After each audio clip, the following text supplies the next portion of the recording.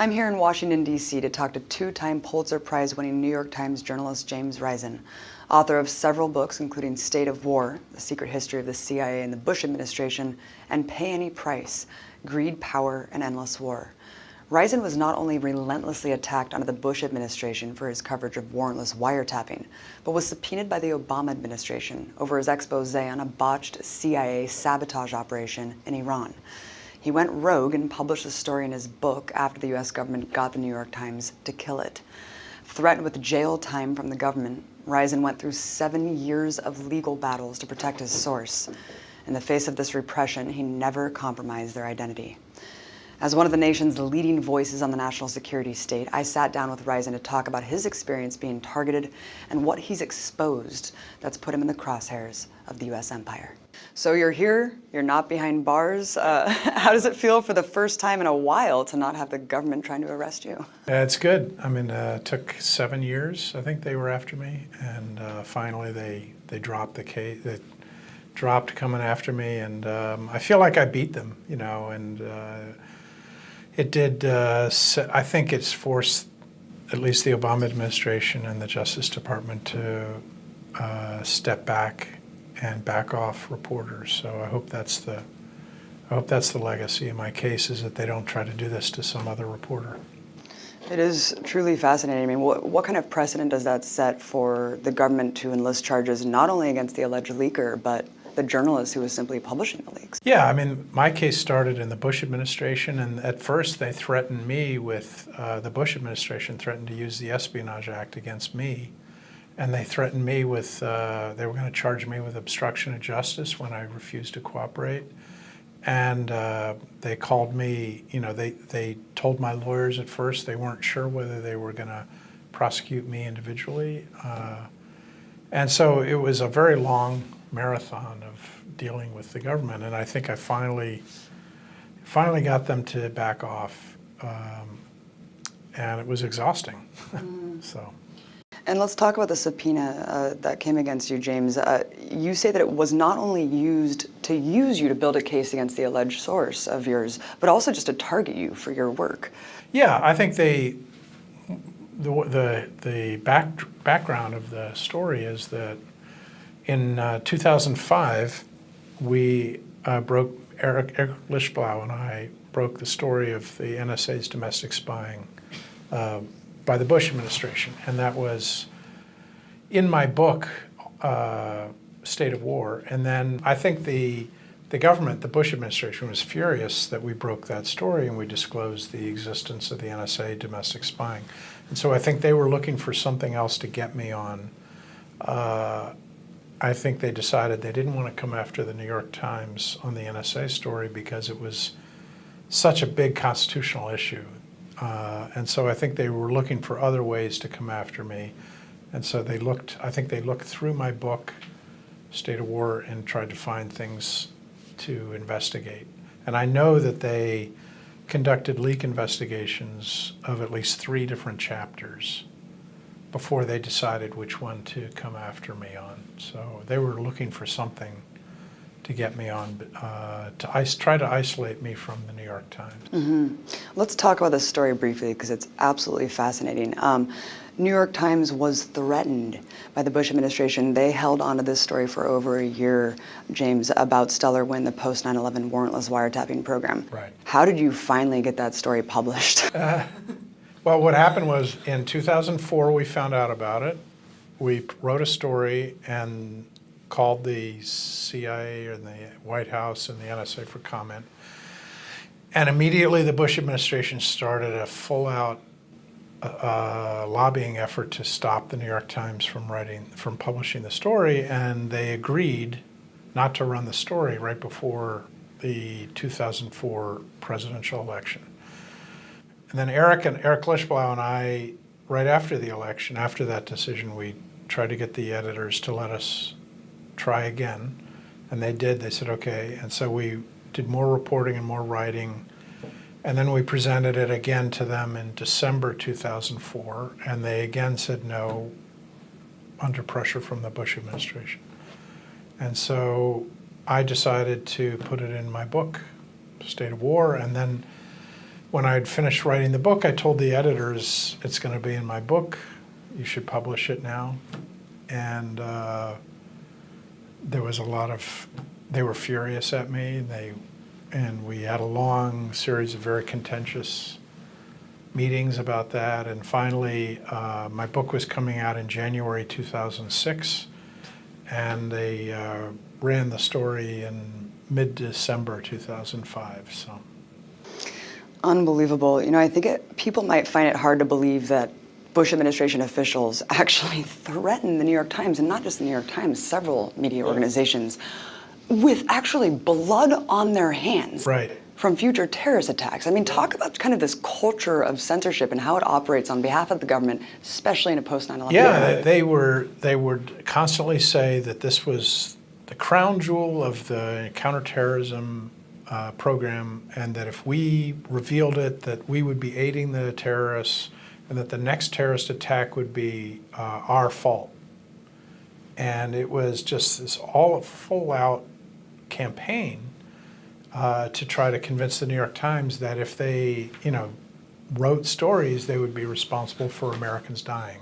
And I think they did that with other media organizations too. And it was just, the editors went along with it for a while, and then after a while they began to realize, we can't keep going along with these kind of efforts by the Bush administration. Yeah, it seemed like there was this culture of stenography almost to a certain extent, and you describe, you couldn't sit with this story, especially in the wake of the New York Times, Judith Miller, all these people kind of perpetrating the WMD's story. And, they said it was the crown jewel. They said it was essential for their terrorism efforts or counterterrorism efforts. Why did you disagree, James? Well, we had a lot of sources.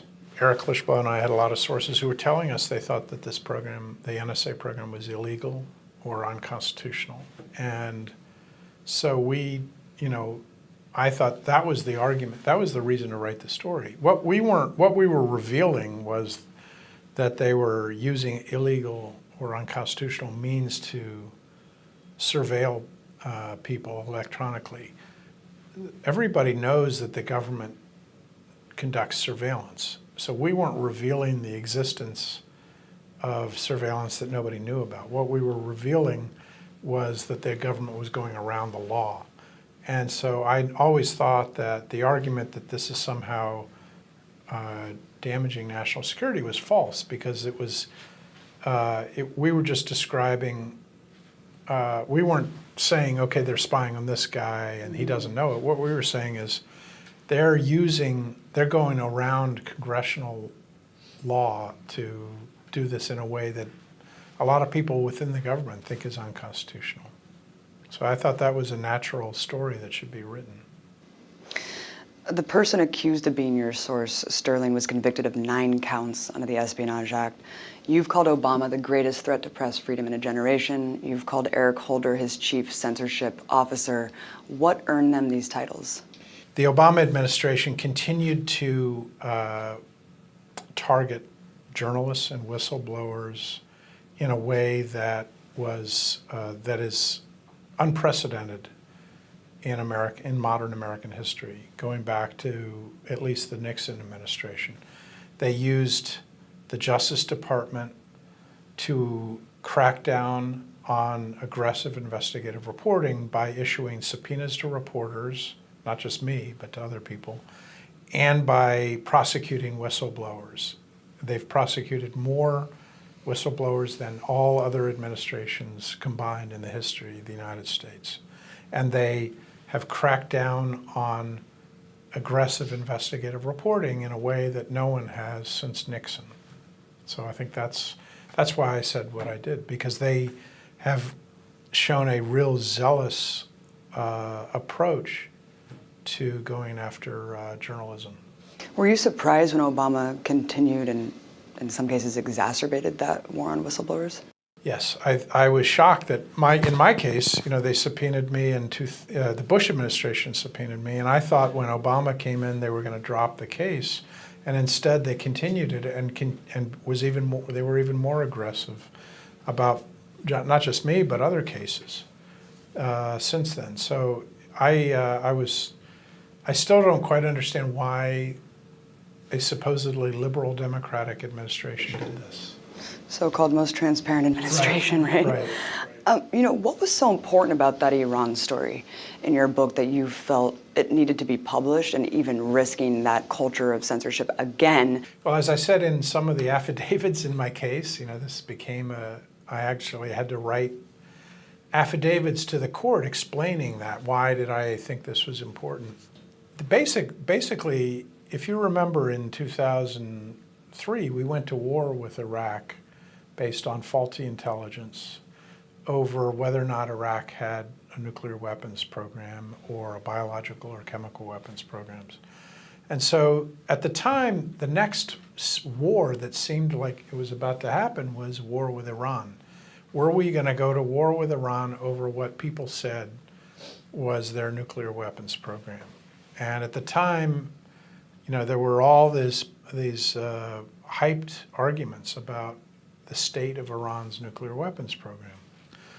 And so I thought it was very important to show how flawed the U.S. intelligence efforts were on Iran's nuclear weapons program. And this operation, which was botched and poorly managed, shows how badly flawed the CIA's efforts at understanding the Iran program was.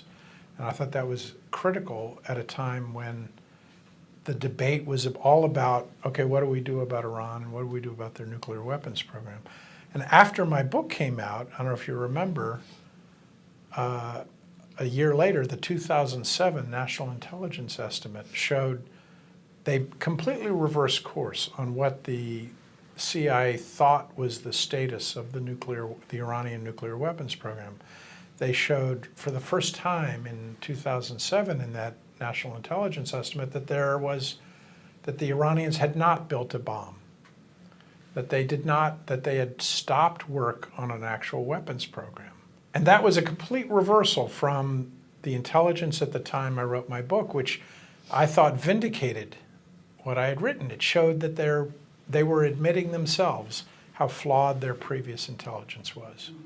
Mm-hmm. It seems like there are two kind of anonymous government sources here in D.C. when it comes to the culture of journalism. Those approved and many times planted by government officials to bolster themselves, and then, of course, insiders, whistleblowers who are trying to expose government wrongdoings. How would you describe this kind of dichotomous culture in D.C. and the kind of opposite ways that they're treated? No, I think that's a good way to put it. I think there are different kinds of leaks. You can tell, and if you've been here a while, you can tell the difference. You can tell, given the context and the news flow, when something is being leaked officially by the White House or by the Pentagon or something. And then you can see when the stories that are inconvenient to everybody come and people begin to complain about whistleblowers. So it's very easy to tell, and it's usually a difference that the official leaks from the White House don't get prosecuted and they don't get investigated, and nobody wants to get to the bottom of why those leaks came out, because it's not in the interests of the powerful people in the government to reveal themselves as the leakers. And it's only the cases where it's somebody else or it's something that's inconvenient, that they have this zealous prosecutorial approach to, trying to find out who's talking. And that's why I have often said that the whole purpose of these leak investigations is to force journalists to only go down accepted paths of reporting. If you stay within a certain parameter of covering national security affairs, that is the official sanctioned path, then you won't have any problems. They'll never subpoena you, they'll never investigate your stories. But if you go off and try to do stories and aggressively investigate things that they don't want you to investigate, then you'll be punished. You've extensively reported on the national security gold rush, as you've called it, Yeah. this permanent war economy. But within this vortex is, of course, endless corruption, mismanagement of funds. So many instances of this in your book, but let's just talk about the huge racket to line the coffers of private defense contractors in Iraq, from KBR DynCorp to Blackwater. Of course, KBR and DynCorp's cover-ups were overshadowed by Blackwater's over-the-top criminality. Right. But you cite one military official that says KBR ran Iraq. Yeah. At the height of the war, managed 4,000 buildings, 35,000 container housing units across the country. During this time, several cover-ups of KBR's criminal negligence. Talk about the electrocution scandal and what the government did to help KBR avoid accountability. Yeah, well, that's one of the more tragic, really sad stories of the Iraq War was in 2000, I think it was 2008, Staff Sergeant Ryan Maseth, who was a Green Beret, was taking a shower in his barracks outside Baghdad and was electrocuted. And his mother was told that he had died in Iraq, but didn't get very many straight answers. And she was a woman from Pittsburgh who was really not willing to just, take the military at their face value. What did the military tell them happened? Well, at first their story kept changing about what happened. I think at first they said he brought in a hairdryer into his shower and that he had killed himself with that. And then when they backed off that, said no, there was just a poor, there was a wire hanging out or something like that. And she just said, well, your stories don't make sense, and began to look into this. And it turned out that there were soldiers being electrocuted all over Iraq that nobody realized. And I found, for instance, that there had been alerts sent out years earlier about safety problems, and nobody had totally ignored. And I think there were 18 soldiers, U.S. soldiers, who had been killed in Iraq by electrocution, and nobody had ever looked at that issue. It was just happening all the time, and people were just saying, "Oh, well, that's too bad," And I really think that if she hadn't asked questions, a lot of this, would never have been uncovered. Did the government know about this? Well, that's the question. That's one of the things that's been investigated. There was she had, and I document this in Pay Any Price. There was a possibility of a criminal investigation of KBR by the Army criminal investigators, and she was told that they were going to declare her son's death as to be negligent homicide by KBR, and then that ruling was never issued, she believes that the criminal inspectors were overruled, and she was told, if you really want justice in this case, you're going to have to go to the civil courts. Even if the government didn't know, it's still just outrageous that there was not more management of how these things were being constructed and oversight. They gave KBR this contract to basically run everything. And there's this other case where I talk about the auditor for the Army who was in charge of the contract for KBR initially for Iraq. They were given basically the contract to cover all basic services for U.S. troops in Iraq. And it was, at first, nobody realized how big that was going to be. And then as the contract kept exploding in size, this auditor at the Army at Rock Island, where they did the auditing of what they call LogCap, which was the main KBR contract, he kept telling KBR, you haven't given us your any bills to explain all the costs that you're billing us for. You haven't given us any records. And they kept refusing for like a year. And finally he said, I'm going to deny your costs, the payment to you, because you're not giving me any records to back up any of your bills. And the next thing he knew, he got fired. He got pushed out of that job. And so that's the kind of thing that was going on behind the scenes. You know, I know that this is a huge story, obviously, so let's try to truncate this down, but I can't not ask you about this because I was stunned to learn in your book the extensive government infiltration and impediment to the 9/11 victims' families' lawsuit against Saudi Arabia right from the get-go. I mean, how did the government insert itself to exploit that lawsuit from the get-go, and why do you think it did this? It's a real mystery. There are a lot of questions about that I try to just raise a lot of questions about what was going on, because to me it was one of the great mysteries of the post 9/11 age of what was really happening in that case. Clearly, at some level, some of the investigators involved in the 9/11 lawsuit also were working in parallel with the U.S. government on some things.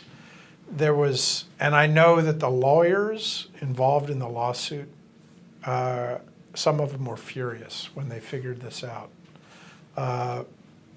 And it's totally unclear what was really going on. But to me, that was like a metaphor for the post 9/11 age, is that the war on terror became so crazy that you really don't know what's going on anymore.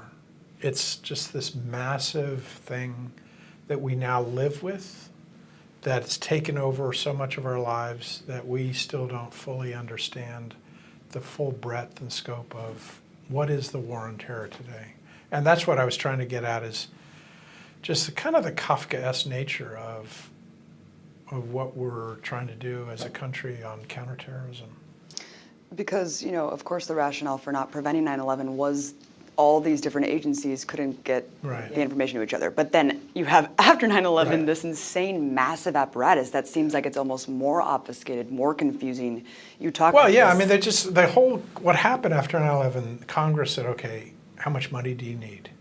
And then the blank check. A blank check we've had a blank check for 15 years on terrorism. And these agencies, at least, especially in the first few years, they had no idea what to do. And they were being given more money than they knew what to do with. And people were saying, if you have an idea, go do it. And that was, and here's a blank check. And that's the way it was being operated on. You were targeted under the war on terror in Iraq when we were going after al-Qaeda. Now we're going after ISIS, kind of this ubiquitous threat, justifying an endless military operation now in the Middle East and beyond. Trump has said he wants to carpet bomb Syria and Iraq. Hillary's talking about putting 10,000 troops on the ground already.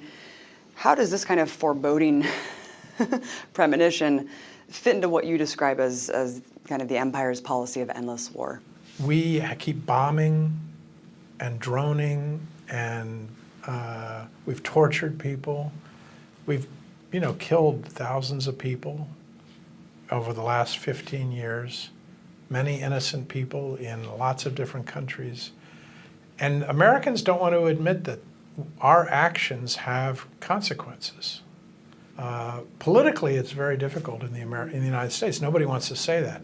Nobody wants to say the reason somebody's mad at us is because we killed people in their country, or we bombed their hometown, or something like that, or that people are being radicalized because Muslims are being radicalized because they're angry about what happened in some country that we bombed. But if you look at virtually every lone wolf or every Muslim extremist who has had an attack in the United States, almost all of them talk about how they're mad at what the United States has done in the Muslim world. And we ignore that. We ignore what they say is the reason. And so we keep having these silly arguments about how, oh, why do they hate us? They hate our values. No. The real reason is because we have bombed their countries, attacked them, killed many, thousands of people, many innocent, and we've angered, we've led to resentment. Our drones are like an imperial weapon. So, I mean, I think until we, as a country, recognize that, we're not going to get out of this cycle. You said it yourself that a permanent war economy cannot last. Right, right. I mean, this is what happened to the Roman Empire. And it's what happened to the British Empire. They bankrupt themselves eventually in long wars, long periods of war. And I think that's the ultimate end if we continue this.